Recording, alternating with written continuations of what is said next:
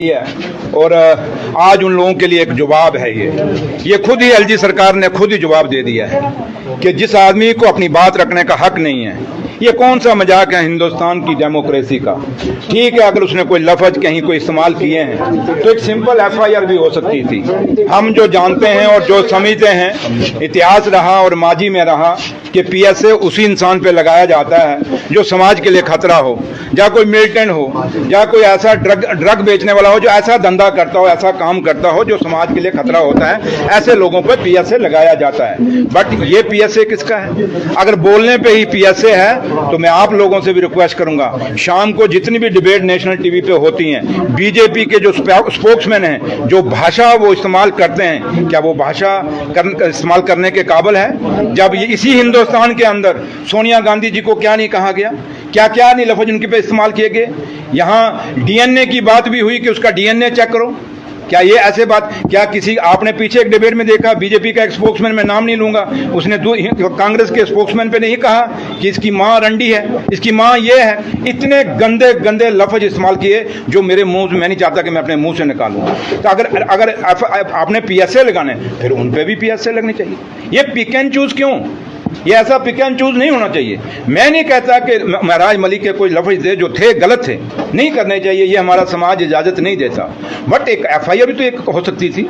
But रातों रात उस बंदे को उठाना, डोडा से उठाना, बाया बदरबाज से शाम को रात को कठुआ तक पहुंचाना और उसको जेल में डालना, ये कौन सी डेमोक्रेसी की बात आप कर रहे हैं? इसलिए जो लोग कहते हैं उमर अब्दुल्ला सरकार क्या कर रही है, ये उनको जवाब है कि यहाँ उमर अब्दुल्ला सरकार काम नहीं कर रही, आज भी एलजी सरकार काम कर रही है। अगर उमर अब्दुल्ला सरकार है तो कम से कम हमसे पूछना चाहिए था, उमर अब्दुल्ला सरकार को पूछना चाहिए था कि हम महराज मलिक पे पीएसए लगा रहे हैं, लगाएं या नहीं लगाएं। क्या पूछा किसी ने?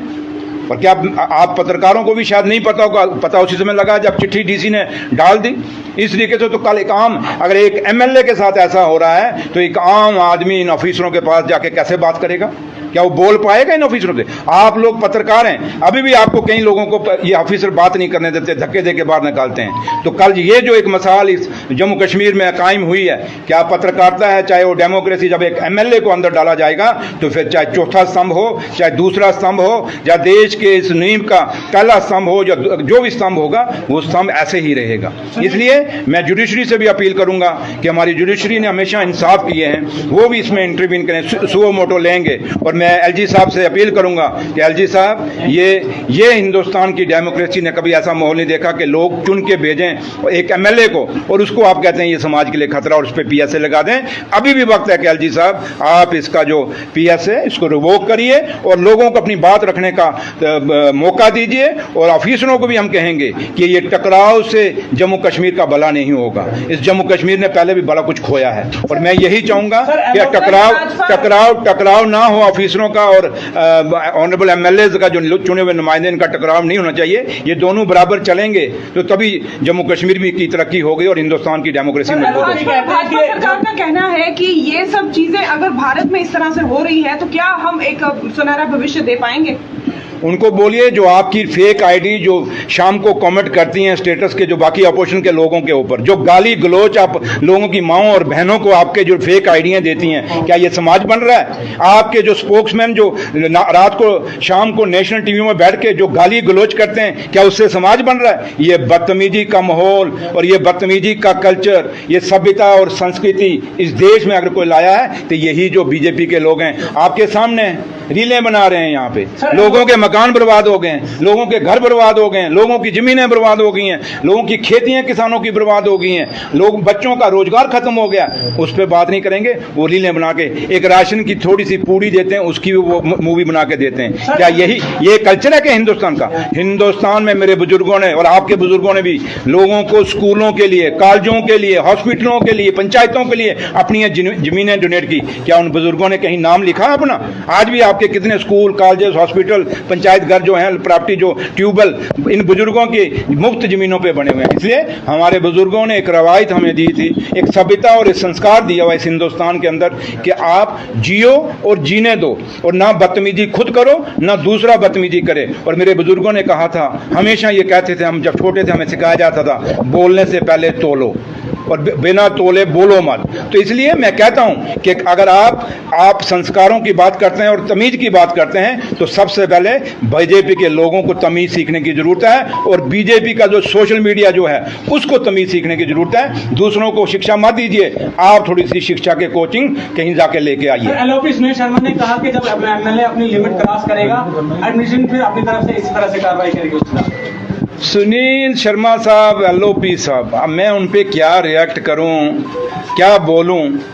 कोई बात नहीं, 4.25 साल रह गए, उनको भी लोग पूछेंगे, बताएंगे भैया क्या किया है। ठीक है, आज आप उमर अब्दुल्ला सरकार पे कटाक्ष करते हो, थोड़ा एलजी साहब की तरफ बोल के तो दिखाओ। और ये जो पीएसए एलजी साहब ने लगाया ना, सुनील शर्मा साहब ने तो नहीं लगाया। लेकिन एक बात याद रखना, इस हिंदुस्तान में कभी ये रवायत नहीं रही, और अगर रवायत ये बीजेपी के लोग पैदा कर रहे हैं कि एक चुने हुए नुमाइंदे को अगर आप जेलों में डालोगे तो दिन बदलेंगे। लोग कहते थे कि अंग्रेजों का राज कभी खत्म नहीं होगा, ये सूरज कभी अस्त नहीं होगा। लोगों ने कुर्बानियां दी, शहादतें दी, भगत सिंह, राजगुरु, सुखदेव जैसे लाखों, सुभाष चंद्र बोस जैसे लोगों ने, महात्मा गांधी जैसे लीडर उभर के आए जिन्होंने इस देश को उन अंग्रेजों से खत्म कराया था और देश ने आज़ादी पाई थी। इसलिए ये मत भूलिए, ये हिंदुस्तान है। हिंदुस्तान के लोग जानते हैं कि हमने अपनी कुर्बानी कब देनी है और कहाँ देनी है, और इस सभ्यता, संस्कृति और कल्चर के लिए, और अपनी लोगों ने अपनी इज्जत के लिए, बेशक गरीब है हिंदुस्तान लेकिन अपनी इज्जत के लिए हमेशा अपनी कुर्बानियां देते आए। इसलिए ये वक्त बदलता है, टाइम नहीं लगेगा। इसलिए एलओपी साहब को बोलिए, उतनी बात बोलिए जो कल आप बर्दाश्त कर सकें। ये ना हो कि हम तो बर्दाश्त कर रहे हैं, कल जब आपकी बारी आएगी तो बर्दाश्त करना बहुत मुश्किल हो जाएगा, क्योंकि आप बड़े नाजुक हो गए इन 11 सालों में। अब आपको धरने भूल गए हैं, हम जानते हैं धरने कैसे लगते हैं, और जब शरीर नाजुक हो जाए तो एक दिन भी अंदर बैठ के मुश्किल हो जाए। ये तो मिराज मल गया, फिर बर्दाश्त कर लेगा, आप 1 घंटा बर्दाश्त नहीं कर पाओगे।